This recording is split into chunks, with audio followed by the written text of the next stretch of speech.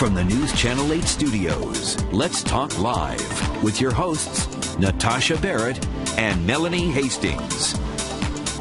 Well, I'm very excited about our next guest because I think she has a lot to teach. She lost her mother, her man, her money, and her health all within a matter of months.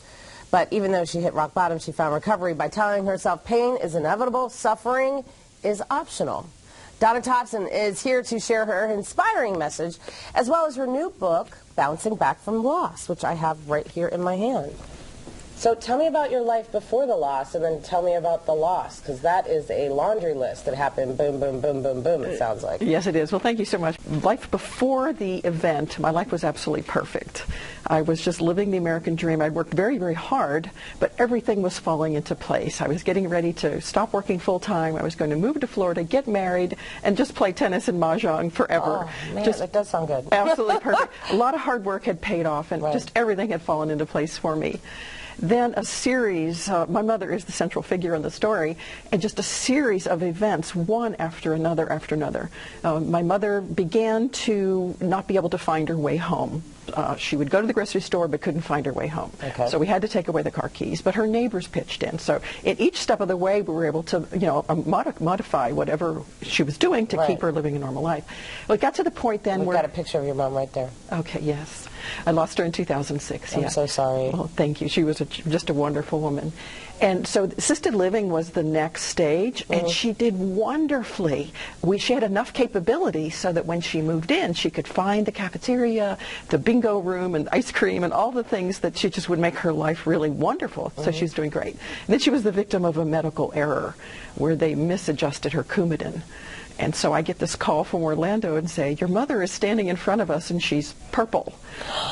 And I was like, hang up and call 911 because this is not good. So that began a 1-year journey in and out of the hospital for... And that ended in her death? Yes. She was in for almost 10 months out of the last 12. And I know that year must have been horrific. Yeah. When the person, your mother is a very special person in your life. From your very first breath, this person has taken care of you. So what is your role when it's your turn to take care of her? So I was trying so hard to do... Well, and here you are, you're trying to move, you're getting ready to move forward with your life. You know, you're getting ready to go get married and move to Florida. Did all that get put on hold? Everything just upended. Did you lose the man as a result of this? Well, that's another part of the story, which is the real avoidable part. Is my fiance was living in a house I had for rental in Florida.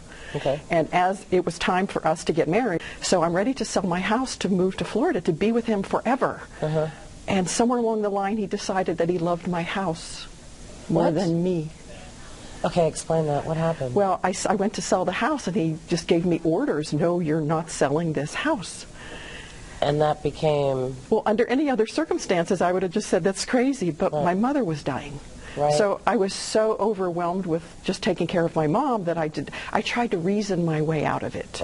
And logic wasn't working. So unfortunately, the delay pulled me full stream into the Florida real estate crash. So I ended up losing half of the money that I had in that house. Oh my gosh. While your mother's sick, while he's acting crazy, you lose half of your money. So I went from the perfect life to the perfect storm. Yeah. And then I guess, I'm not sure, there's 50-50 on this, whether then I had ended up with a pinched nerve in my neck.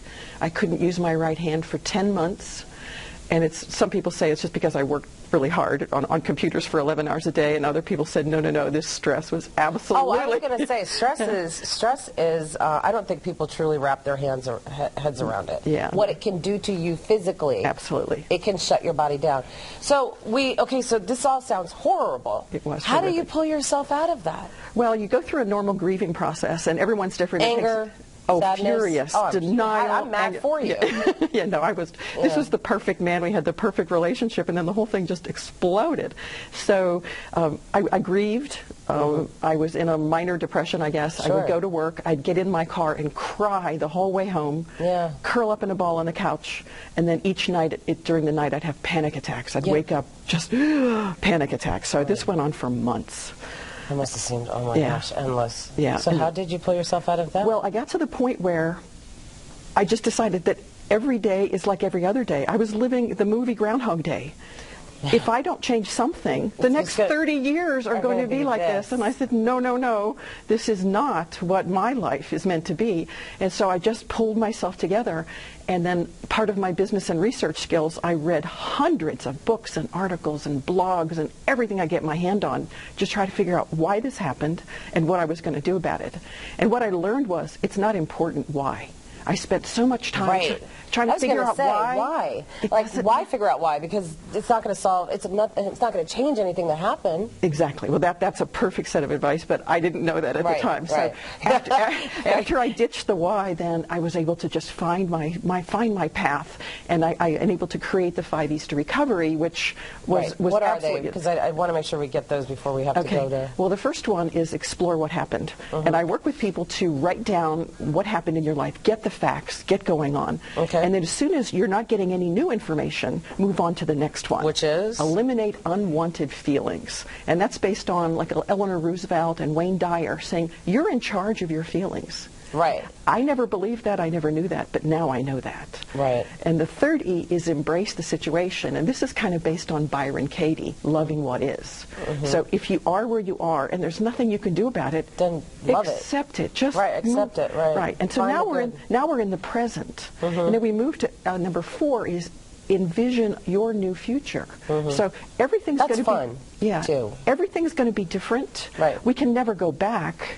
But now there's a whole new path that you can take, and that's really special. And the 5th is to energize your world, is start making fun things happen, get out there and start helping others. So every time a situation happens in our lives, we have the choice. We can choose pain or we can choose gain.